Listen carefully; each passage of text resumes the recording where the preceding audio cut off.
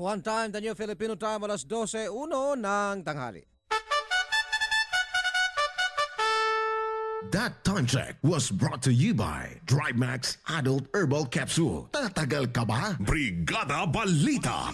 Siksik sa mga bagong balita. Rinig sa buong bansa. Narito na ang Brigada Balita Nationwide sa tanghali. Ang programang ito ay hatid sa inyo ng DriveMax Adult Herbal Capsule. Tatagal ka ba?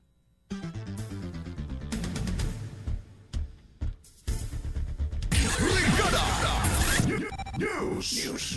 Headlines. Sa ating mga headlines, kiwitnesses sa Binay Hacienda probe hindi ho nagpakita sa Senado. Representative Toby Tiangco at Attorney J.V. Bautista barado sa Senate Blue Ribbon hearing. Rehab plan sa Yolanda hit areas, permado na ni Pinoy. Samantala 2015 budget na inaprobahan ng Kongreso, isusumite agad sa Senado. Magandang tanghali mga kabrigada, hatid ng Brigada News FM Philippines, ang Brigada Balita Nationwide. Mula dito sa Brigada National Headquarters, kami ang inyong mga tagahatid balita. Brigada Cheryl Ann Aldave. Brigada Santi Matarcos, araw ngayon ng Huwebes, October 30, 2014. 56 days na lang, Pasko na mga kabrigada. Dumako na tayo sa detalye ng ating mga balita. Brigada National. Ang bahaging ito ay hatid sa inyo ng DriveMax Adult Herbal Capsule. Tatagal ka ba? Brigada Balita.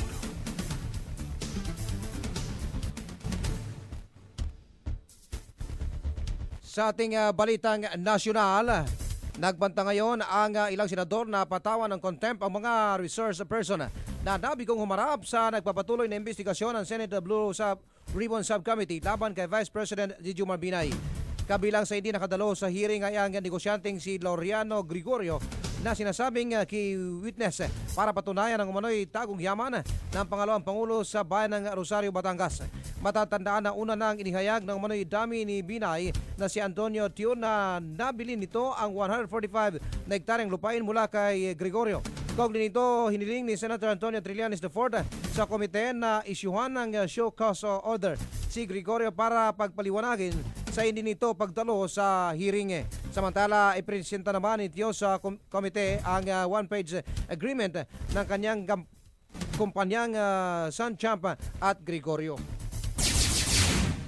Samantala naman bahagyang nagkatensyon nitong umaga sa pagdinig ng Senate Blue Ribbon Subcommittee na nag-iimbestiga sa umano'y anomalya laban kay Vice President Judge Marbinay. Nag-ugat ang tensyon sa pagitan ni Senator Alan Peter Cayetano at ng mga tagapagsalita ni Vice President Binay na umano'y dumalo sa pagdinig ng subcommittee na hindi naman imbitado. Iniutos kasi ni Cayetano kay una spokesman Attorney J.V. Bautista na lumabas sa pagdinig dahil hindi naman umano sila resource person ng subcommittee upang magsalita para sa pangalawang pangulo. Paliwanag ni Cayetano na kasama sa nag-iimbestiga laban kay Binay, walang nailabas na sabina o anumang imbitasyon ang komite para kina Bautista at Representative Toby Tiangco upang magsalita para idepensa naman ang inakusahang pangalawang pangulo.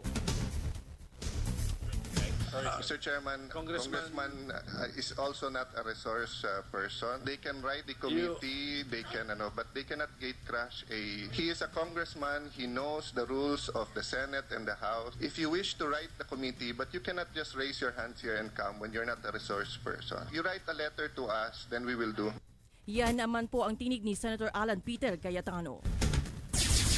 Brigada Balita Nationwide sa tanghali. Samantala, kinumpirma ngayon ni Presidential Rehabilitation Chief Secretary Pervelo Lacson na permado na ni Pangulong Benigno Aquino III ang Comprehensive Rehabilitation and Recovery Plan para sa mga lugar na sinalanta ng Super Typhoon Yolanda. Ayon kay Lacson, mayroon na umanong go signal mula sa Pangulo para simulan ang rehabilitation efforts at inaasahang umanong mapapabilis na rin ang pagbangon sa mga lugar na tinamaan ng kalamidad. Napagalaman na nilagdaan ng punong hekutibo ang plano nitong Miyerkules ng hapon o ilang linggo bago ang isang taong pagunita sa paghagupit ni Yolanda sa bansa noong November 8, 2013. Sa ilalim ng CRRP, abutin umano ng 170.7 billion ang kakailanganing pondo para sa rehab efforts sa mga lugar ng Tacloban City, Leyte, Samar, Cebu, Iloilo at Eastern Samar. Samantala naman kaagad umanong isusumite ng House of Representatives sa Senado ang 2015 General Appropriation Bill matapos na mailusot ito sa third and final reading sa botong 198 versus 18. Kasabay nito sinabi ni House Appropriations Committee Chair at Davao Representative Isidro Ungab na nanatiling intact ang original na budget proposal ng Malacanang dahil wala naman aniyang malalaking amyenda sa mga provision nito sa kabila ng pagbusisi ni Party List Representative Nery Colmenares sa tinuguriang budget errata na ipinanunukalan ng Department of Budget and Management o DBM. Maliban kay Colmenares, bumoto rin ng no sa spending measures na Party List Representative Antonio Tino, Lito Atienza at Jonathan De La Cruz at Navotas Representative Tobias Tiangco. Napag-alaman na kabilang sa mga additional allocations sa proposed budget ay ang inalaang pondo para sa pag-host ng bansa sa Asia Pacific Economic Cooperation or APEC Forum na gaganapin sa susunod na taon na umabot naman ng 3.3 billion pesos. Samantala, punta natin ang report kaugnay sa voluntary deportation ni Mark Suselbeck, aprobado ng Bureau of Immigration. May detalye ng report ating kabrigadang Bong Kagape. Brigada Bong, i-brigada mo! Brigada Live Report! Nagpalabas na ng deportation order ang Bureau of Immigration para sa German fiancé ni Jennifer Laude na si Mark Suselbeck. Ang deportation order ay nilabas matapos ang Board of Commissioners meeting ngayong araw at ibinase naman sa motion for voluntary deportation na inihain ni Suselbeck noong Martes. Nakasaad sa deportation order noong naghain ng voluntary deportation si Suselbeck ay nangangahulugan na ito ay inamin niya ang mga kinaso laban sa kanya, pumapayag na ilagay ang pangalan nito sa blacklist order at pagpawalan na siyang makabalik ng Pilipinas. Dahil dito ay maaari nang makaalis o makabalik ng Germany si Suselbeck bilang isang deporte pero kailangan muna niyang ipresenta ang outbound ticket at ang NBI clearance. Una na rin iniurong ng Armed Forces of the Philippines ang kaso laban kay Suselbeck, ang German boyfriend ng napaslang na Pinay transgender. Yan ang unat para sa Brigada Balita Nationwide. Brigada Joffrey Bong Kagapi, Brigada News.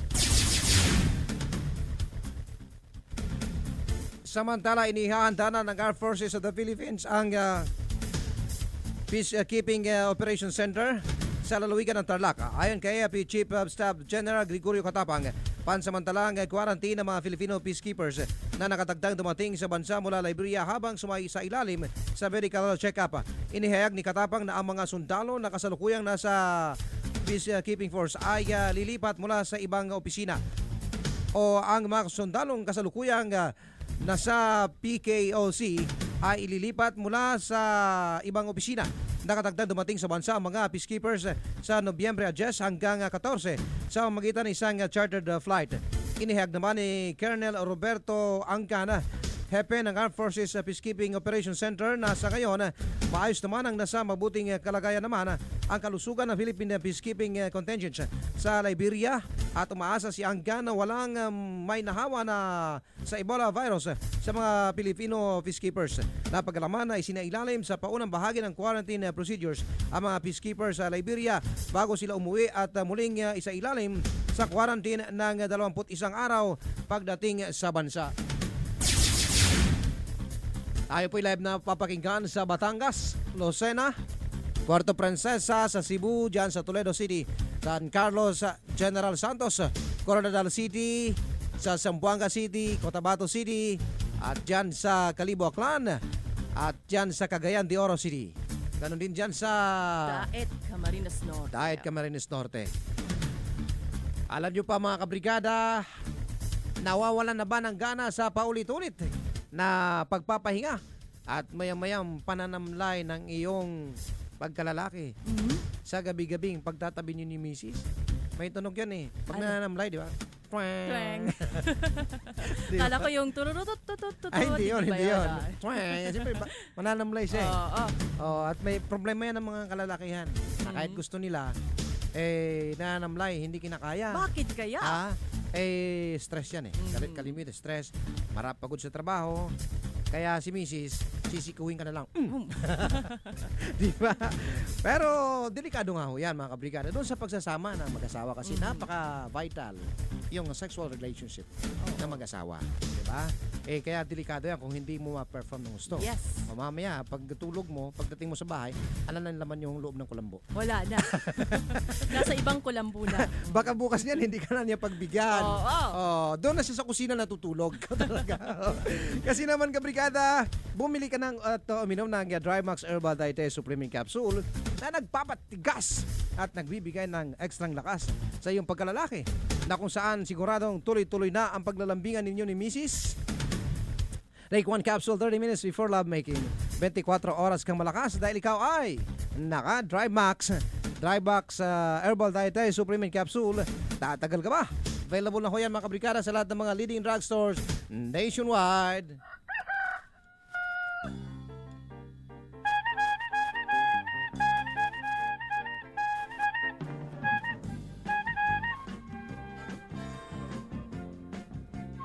At syempre pa mga kabrigada, yan po ang unang bahagi ng atin hong balita.